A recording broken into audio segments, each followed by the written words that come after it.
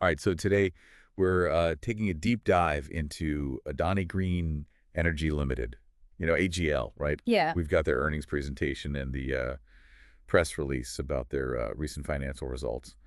And Interesting stuff. yeah, it is. It is. They're making some pretty big bets on renewable energy. Huge. I mean, they're aiming to build the world's largest single location renewable energy project. We're Mhm. talking 30 gigawatts. 30. 30 gigawatts. Wow. 5 times the size of Paris all in one spot. 5 times the size of Paris. That's And it's unbelievable. pretty mind-boggling. So before we go any further, AGL is part of the larger Adani group, That's right, yeah. and they're involved in a lot more than just energy. Oh, yeah. They've got a really diverse portfolio. Energy, transport, logistics, you name it. And they've been growing like crazy. Yeah, they've seen some pretty remarkable growth across the board. Like, for example, I was reading that Adani Ports and Special Economic Zone Limited, their cargo volume went from 113 million metric tons in 2014 to a whopping 408 million metric tons in 2024. Yeah, that's a huge jump. That's like, what, almost quadrupling in a decade. It's impressive. It is. It really is. So what's their secret? How are they achieving this kind of growth across so many different industries? Well, they have a very specific model. They call it strategic value mapping, which basically means they identify high growth opportunities and then they align their resources to, you know, Capitalize on it. yeah, capitalize on them. Exactly. But they're also really focused on operational excellence, squeezing every bit of efficiency out of their operations. So they're not just chasing the next shiny object. They're very strategic about where they invest their resources. Right. And then, of course, there's the financial side of things. They're masters of capital management, making sure they have the financial firepower to fuel all these ambitious plans. Okay, so they're strategic, efficient, and financially savvy. That's a pretty good summary. But let's narrow our focus down to AGL, Adani Green Energy. Well, sure. What makes them stand out in the world of renewable energy? Because there are a lot of companies making a lot of promises these days. You're right, there are. But what sets Agile apart, I think, is their deep commitment to sustainability. They're not just chasing profits, they're genuinely trying to make a difference in India's energy transition. And it's not just talk. They've got top ESG rankings from organizations like FTSE Russell, CDP, all the big names. So they're walking the walk when it comes to sustainability. Mm. And that's not just good PR anymore. It's becoming increasingly important for investors, right? Oh, absolutely. Investors are much more focused on ESG factors these days, and companies with strong ESG performance are attracting more capital. So Agile is doing the right thing, and it's also smart business. That's the best of both worlds. It is, it is. Okay, let's talk numbers. How is AGL actually performing? Are they living up to the hype? Their latest results are pretty impressive, actually. For the first 9 months of FY25, they saw 18% year-on-year growth in both revenue and EBITDA. 18%? 18%. That's huge. Yeah, and a lot of that growth is driven by, they've been adding a ton of new capacity, and their existing plants are performing well. They're humming along. 18% growth. Mm. Wow, that's pretty remarkable. But I'm curious, what about the details? What were some of the things that really jumped out at you when you dug into their financials? One number that really caught my eye was their EBITDA margin, 92%. 92. 92%. It's almost unheard of, especially in the renewable energy sector. 92%. Yeah. How do they do it? Is it the technology they're using? Are they cutting costs somewhere else? Or are they just that good at negotiating, favorable power purchase agreements? It's a little bit of everything, honestly. They're definitely leveraging some pretty advanced technology to optimize their plant operations, and they've secured some very favorable long-term contracts. But what's really impressive is that they're able to maintain such high margins while rapidly expanding their operations. So they're not sacrificing profitability for growth. They're doing both, and they're doing them well. They are. They're firing on all cylinders. That's impressive. And on top of that, they're really good at managing their capital. They have access to a variety of funding sources, both domestic and international, and they're very strategic about how they manage their debt, making sure they have the flexibility to keep growing. So it sounds like they've got a really solid financial foundation. They do. They do. Okay, so we've talked about their growth, their financials, but let's go back to that massive project we mentioned earlier, the one that's, 5 times the size of Paris. Ah, yes. The Kavda project. The Kavda project. This thing is enormous. 30 gigawatts of renewable power, all in one location. It's supposed to be completed by 2029. And it's already created over 12,000 jobs. 12,000 jobs. Yeah. Wow. That's incredible. But what kind of technology are they using to pull off something this massive? Oh, they're using the best of the best.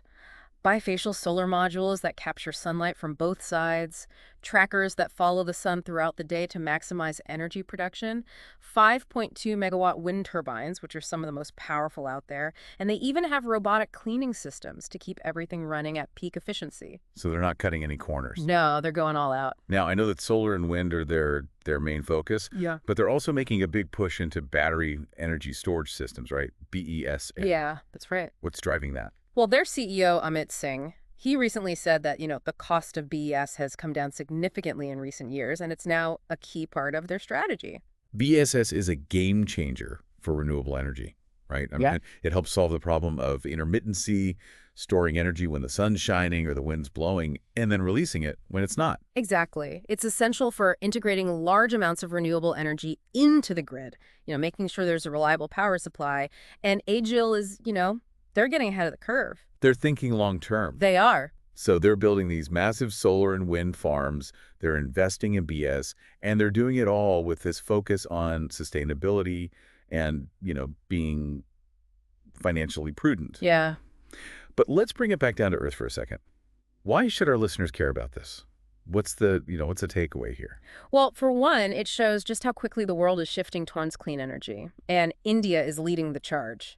Companies like AGIL are at the forefront of this transition, and their success or failure is going to have a ripple effect throughout the entire industry. So this isn't just about one company. It's about the future of energy itself. And for those of you who are interested in investing, well, ADL's performance is definitely something to keep an eye on. They're growing, they're profitable, and they're operating in a sector with enormous growth potential. Right. But, as always, do your own research, consider all the factors, don't just take our word for it. Exactly. Right. We're just here to provide you with the information, the insights, so you can make your own informed decisions. That's what we're all about. Before we move on to part 2, let's leave you with a couple of questions to ponder. Okay, shoot. Can AGL really hit that 50 gigawatt target by 2030? And what kind of challenges might they face along the way? Those are some great questions, and we'll be exploring them in more detail in part 2. So stay tuned, and we'll be right back after a quick word from our sponsors. Just kidding. We don't have any sponsors. We're all about bringing you pure, unadulterated knowledge here on The Deep Dive. So let's just jump right back into it. Sounds good to me. It's really interesting how AGL is taking that Adani Group model, that sort of like overall business model, Yeah. and applying it to the renewable energy sector. So they're taking a playbook that works and just using it for a different game. Yeah, exactly. Okay, but how does that actually translate to solar and wind? I mean, how does that actually play out in the real world? Well, it starts with securing those resource-rich sites, right? I mean, they're looking for places with lots of sun, lots of wind, and they're being very strategic about where they're choosing to locate their projects. Right, I read that they secured something like 250,000 acres of land just for renewable energy projects. Yeah, that's a lot of land. That's a lot of land. And I think they said over 5 gigawatts of that was for pumped hydro storage. Yeah, they're really thinking long-term, that's for sure. And then once they have the land, it's all about operational excellence. That's where they really shine. Yeah, they're using some cutting-edge technology, things like AI and data analytics, to just optimize every single aspect of their operations. Which ultimately leads to, greater efficiency, lower costs. Exactly. And that brings us back to that 92/2 EBITDA margin. Right. I mean, that's a huge part of it. That's incredible. But they don't stop there. I mean, they're very disciplined with their capital management. Yeah, they have access to funding from all over the place, right? Domestic, international markets. Yeah, they've got a lot of options. And they're smart about their debt. Oh yeah, they're making sure they have the financial stability they need to support all this growth. So it's like building a house. You need a solid foundation, you need a plan, and you need the right tools to get the job done. That's a great analogy. I like that. And then of course we can't forget about their commitment to sustainability. ESG leadership. Right. That's not just a nice to have for them. It's a core part of their business strategy. And it's a smart move, like we were saying earlier. Investors are really paying attention to this stuff. Absolutely. I mean, they're looking for companies that are not just profitable, but also responsible, sustainable. And AGL checks all those boxes. They do. They do. Okay, so we've talked a lot about their growth, their financials, but let's zoom in on their actual operational performance for a second. Okay. Yeah. We know they're adding a ton of new capacity, but what about their existing plants? How are those performing?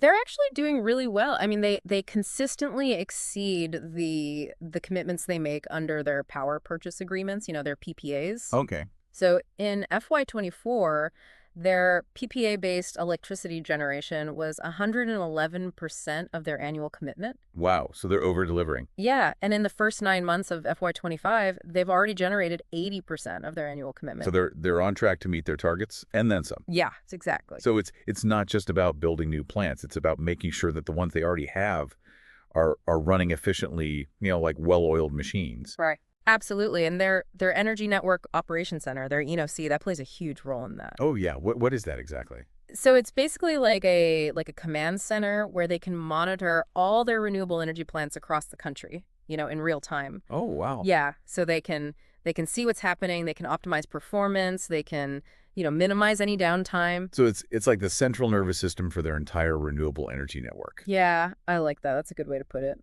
Okay, so let's talk about their portfolio. Yeah. We know that solar and wind are kind of their bread and butter. Yeah. But what's the breakdown? Like, what's the percentage of each? So right now their portfolio is about 11.6 gigawatts. Okay. And of that, 71% is solar, 13% is wind, and then 5% is hybrid projects. Okay. Their target for 2030 is to have a 50 gigawatt portfolio. Okay. With a slightly different mix, so 67% solar, 15% wind, 11% hybrid, and then 7% pumped hydro storage. So they're maintaining that diversified approach, but it's clear that solar is their main focus.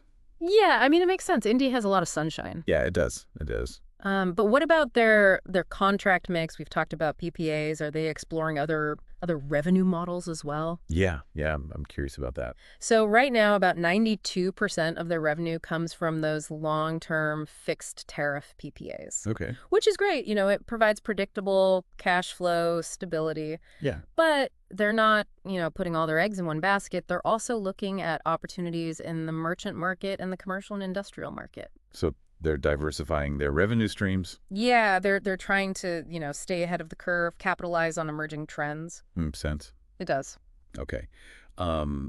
Before we move on, I do want to circle back to their ESG leadership. Can you just elaborate a little bit more on what they're doing? Sure. Yeah, I mean, their commitment to ESG goes way beyond just, checking boxes and compliance. Right. They've set some really ambitious goals for themselves. Like what are some examples? So, for example, their operating portfolio is certified water positive for plants over 200 megawatts in capacity, which basically means that they replenish more water than they consume. Oh, wow. Yeah, they're also single-use plastic free and zero waste to landfill. So they're really walking the walk. Yeah, they are. And it's not just good for the planet, it's also good for their bottom line. Oh, absolutely. I mean, it attracts investors, it enhances their brand reputation, and it gives them a competitive edge. So it's a win-win. It is. Now, we would be remiss if we didn't talk about the elephant in the room. Uh-oh. There's been some controversy surrounding the Adani group recently. Yeah. And AGL being a part of that group has inevitably been drawn into the conversation. Right, you're talking about that short seller report that came out in early 2023.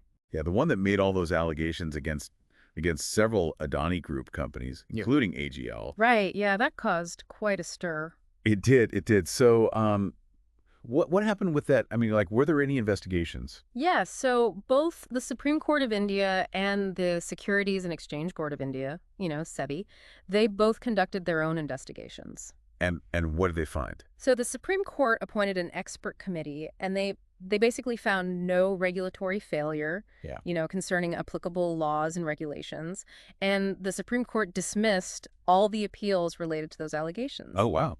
Yeah. And SEBI also wrapped up its investigation, concluding that there was no material impact on AGL's financial performance. So essentially, they were cleared of any wrongdoing. That's right. And it's important for our listeners to understand that, we're not here to take sides or give our opinion. Yeah, we're just reporting the facts as they're presented. Exactly. Just trying to provide some context. Now, there was another recent development that we should probably address. The U.S. Department of Justice indictment against those three Adani Group directors. Right. That was in November of 2024. The Department of Justice filed an indictment against 2 executive directors and 1 non-executive director of AGL, Oh, alleging securities fraud, wire fraud, and making false statements.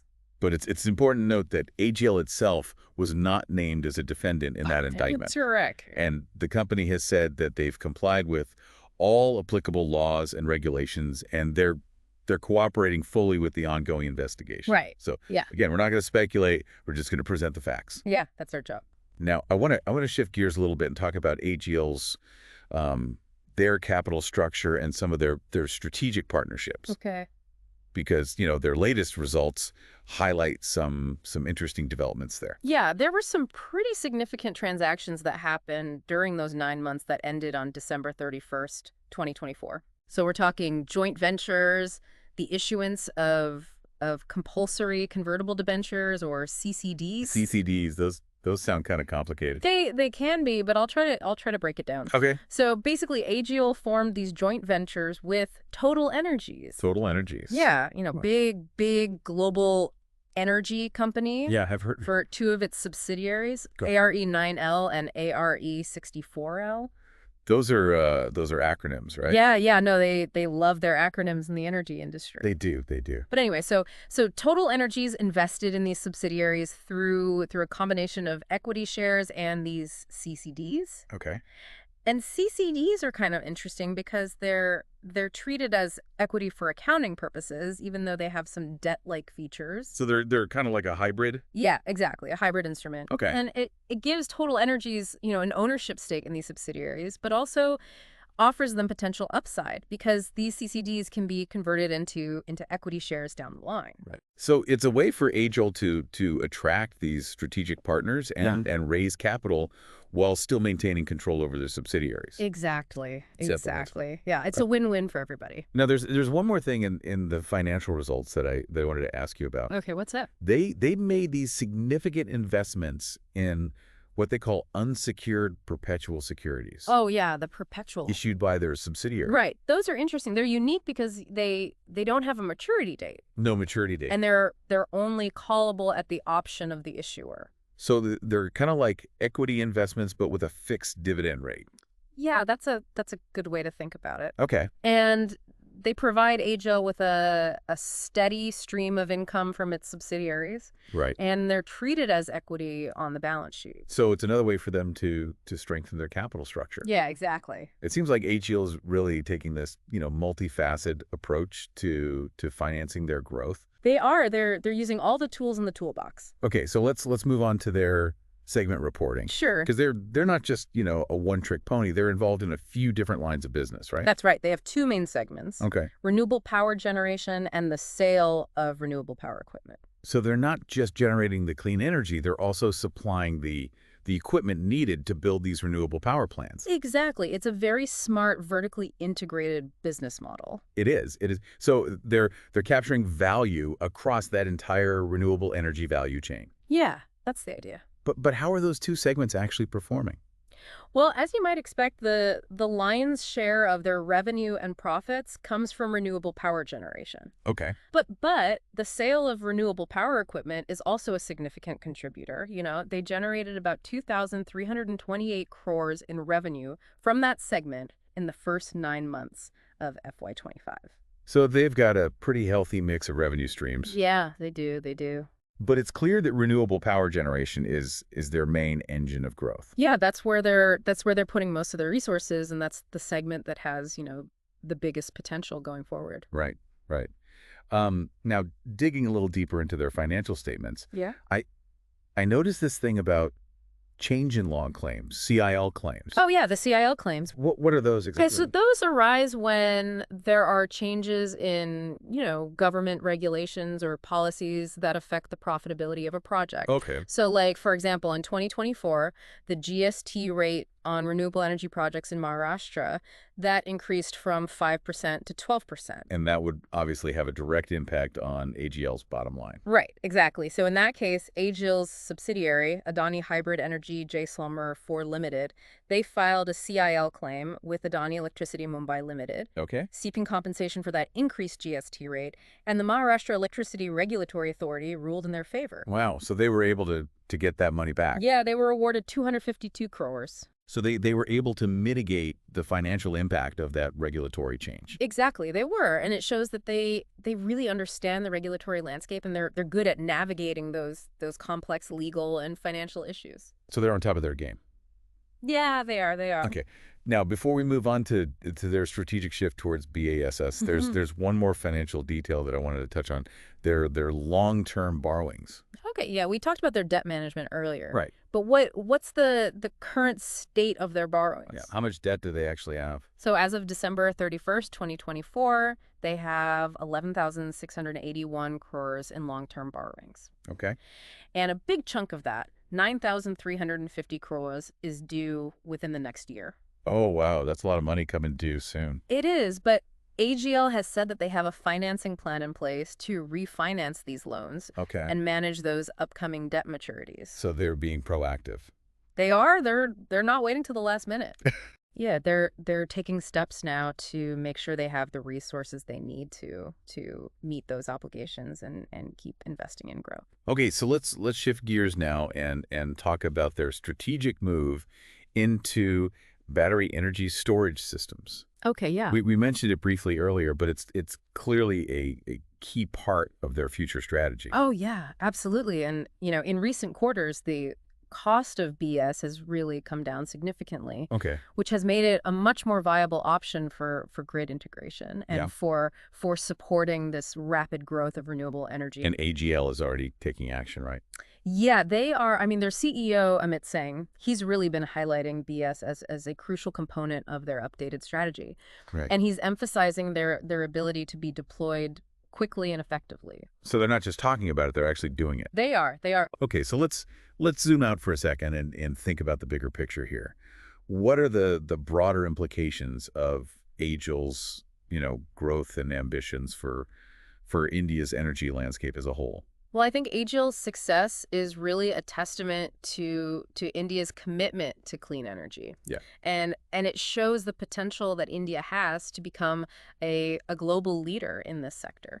Yeah, they're really at the forefront of this global energy transition. They are, and their aggressive growth targets, their investments in these cutting-edge technologies, it's helping to drive down the cost of renewable energy, Right. which makes it more accessible and more affordable for millions of people. So it's not just about profits, it's about actually making a difference in people's lives. Exactly, Yeah. exactly. And AGIL's contribution to India's energy transition is really significant. I mean, in 2024 alone, they accounted for 15% of nationwide utility-scale solar installations and 12% of wind installations. Those are big numbers. Yeah, they're playing a leading role. And their success is also attracting a lot of international attention and investment, Oh, interesting. which further strengthens India's position as a hub for renewable energy innovation. Yeah, it's really an exciting time to be following this sector in India. It is. And AGIL is right at the heart of it all. Yeah, they are. They are. But let's not get too carried away with all the positive aspects. Okay. I mean, there are challenges ahead, right? Oh, of course. I mean, every journey has its obstacles, and AGIL's path to achieving their goals is not going to be easy. So what are some of the key hurdles they might encounter along the way? Well, one of the biggest challenges is securing the land they need for all these large-scale projects. Yeah, land acquisition is a huge issue in India. It is. It is. And then, on top of that, you have the permits, the environmental clearances. All of that can take a really long time. So navigating that regulatory landscape is going to be crucial. It's essential. Okay, so land acquisition, regulatory hurdles. Yeah, and then, there's also the challenge of managing the intermittency of renewable energy sources, like solar and wind. Right, because the sun doesn't always shine and the wind doesn't always blow. Exactly, and that's why their investment in BSS is so important. Right, that helps to even things out. Yeah, it helps to smooth out those fluctuations in power supply, make it more reliable. So it's not just about building more solar and wind farms. It's about integrating them into the grid in a way that ensures that, the lights stay on. Right. Okay, Exactly. so land acquisition, regulatory hurdles, intermittency, anything else? Well, they're also going to face competition. Oh, yeah, of course. The renewable energy sector in India is getting more and more crowded. Right. Both domestic and international players are coming in. Yeah, everyone wants a piece of the pie. They So do. they're gonna have to find ways to differentiate themselves. Absolutely. They need to stay ahead of the curve, Yeah. keep innovating. Okay, so competition, and then the last thing I can think of is debt management. Yeah, that's a big one. We talked about their upcoming debt maturities, but as they continue to invest heavily in growth, they're going to have to be very careful about how much debt they take on. Yeah, it's a delicate balancing act. Yeah. Investing in growth, but also maintaining financial stability. It's a challenge that all high-growth companies face. Yeah, it But is. but it sounds like AGL has a good plan in place. They do. And, with their proven business model, their strong financial performance, and their clear vision for the future, I think they're well equipped to overcome these challenges and achieve their goals. Okay, so let's revisit those thought-provoking questions we left our listeners with at the end of part 1. Okay, I like it. So the first question was, can AGL actually deliver on that ambitious 50 gigawatt target by 2030? Yeah, that's a big one.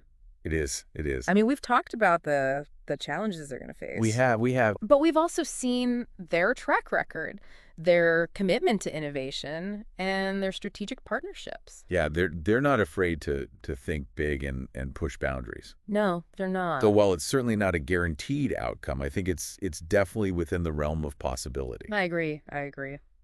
Okay, and then the second question was, what kind of challenges might they face along the way? Right. Well, we've covered a lot of those, land acquisition, regulatory hurdles, managing intermittency, competition, debt management. Yeah, those are all real concerns. They are, but they're being proactive, right? They're investing in BS, they're securing those partnerships, and they're managing their debt. Yeah, they're not just sitting back and hoping for the best. They're taking action. Exactly. So I think they have a fighting chance. I do too. Okay, so they're ticking all the right boxes. Yeah, they seem to be. But there's one more question that we need to address. And it's maybe even more important than whether they hit that 50 gigawatt target. Oh, okay. I'm intrigued. What is it? What are the implications of AGL's success for the broader renewable energy sector? Yeah, the big picture. The big picture, yeah, in India and beyond. Right. I mean, we've talked about their contribution to India's energy transition, Yeah. but their impact goes beyond just adding more renewable capacity to the grid. So what else are they doing? Well, their success is inspiring other companies, Oh, interesting. to invest in renewable energy, and that creates this positive feedback loop Right. that drives down costs, accelerates the adoption of these clean energy technologies. So they're not just playing the game, they're changing the rules of the game. Yeah, exactly. And that's why their story is so compelling. Yeah. It's not just about one company's success, it's about the potential of renewable energy to create a more sustainable and equitable future for everyone. And that's something we can all get behind. So I think that's a good place to wrap up part 2 of our deep dive into AGL. Okay. But we're not done yet. There's still more to explore. Oh yeah, we've only just scratched the surface. In part 3, we're going to delve even deeper into AGL's operational performance, their project pipeline, and their plans for tackling all those potential challenges that we've been talking about. Right, the nitty-gritty details. Yeah, the nitty-gritty details, so stay tuned. We'll be right back. Okay, so we've talked a lot about, the financials, the growth, the big picture stuff, but now I want to talk about the people who are making this happen. Yeah, the boots on the ground. Exactly. What are some of the challenges they face working on projects of this scale, often in, really remote locations? Well, I think one of the biggest challenges is just the sheer scale and complexity of these projects. We're talking, huge solar arrays, wind farms, often in places that don't have a lot of existing infrastructure. Yeah, so just getting the materials and equipment to the site must be a logistical nightmare. Oh, absolutely. And then there's the construction itself. You need a highly skilled workforce that can handle everything from, heavy machinery to these really delicate electrical systems. So it's not just about building power plants. It's about building a workforce that can actually support this whole clean energy transition. Yeah, that's a huge part of it. And, AGL is investing a lot in training and development programs to make sure their employees have the skills they need. They're also working with local communities to create job opportunities and build that talent pipeline. That's great to hear. But what about the working conditions themselves? I mean, working on these big projects, often in, kind of harsh environments, it can be pretty demanding, right? Oh, absolutely. It's not an easy job. But AGL is really committed to providing a safe and supportive work environment. They have strict safety protocols in place, and they're really trying to foster a culture that prioritizes, employee well-being. So they're not just focused on getting the job done. They're focused on doing it in a way that values the people who are actually doing the work. Exactly. And that's not just the right thing to do. It's good business. Happy employees are more productive, they're more likely to stay with the company, and they're less likely to have accidents. Makes sense. Now, aside from the challenges, what are some of the really unique opportunities that working in this sector presents? Well, I think for a lot of people, it's that sense of purpose, right? Yeah. They're not just building a power plant, they're helping to build a more sustainable future. Yeah, I can see that being really appealing, especially for younger generations who are, really passionate about climate change and clean energy. Oh, yeah, absolutely. And it's not just the environmental benefits either. I mean, the growth of this sector is creating all these new jobs, all these economic opportunities, especially in rural areas where, maybe some of the traditional industries are struggling. So it's kind of a win-win for the environment and for the economy. It is. It is. Well, we've covered a lot of ground today, but I want to bring it back to you, the listener, for a second. What are your key takeaways from this deep dive? What aspects of AGL's story resonated most with you? That's a good question. I think for me, it's their willingness to push the boundaries, to challenge the status quo. They're not just looking for incremental progress. They want to completely transform India's energy landscape. Yeah, and they're doing it in a way that's both financially sound and environmentally responsible. They're showing that you can be profitable and sustainable. Right, exactly. And they're doing it while keeping the human element in mind, investing in their workforce, creating opportunities for local communities. AGL's story is a good reminder that this transition to a clean energy future, it's not just about technology, it's not just about policy, it's about people. It's about the engineers, the technicians, the construction workers, the communities, all those people working together to make this vision a reality. And it's a story that's still being written. There are going to be bumps along the way, but the potential rewards are huge for AGL, for India, for everyone. Well, that's all the time we have for today. Thanks for joining us on this deep dive into the world of Adani Green Energy Limited. It's been a pleasure. We hope you found it insightful, engaging, and maybe even a little bit inspiring. As always, keep learning, keep exploring, and keep asking those tough questions. The future of energy is in our hands, and the more we know, the better choices we can make. Well said. Until next time.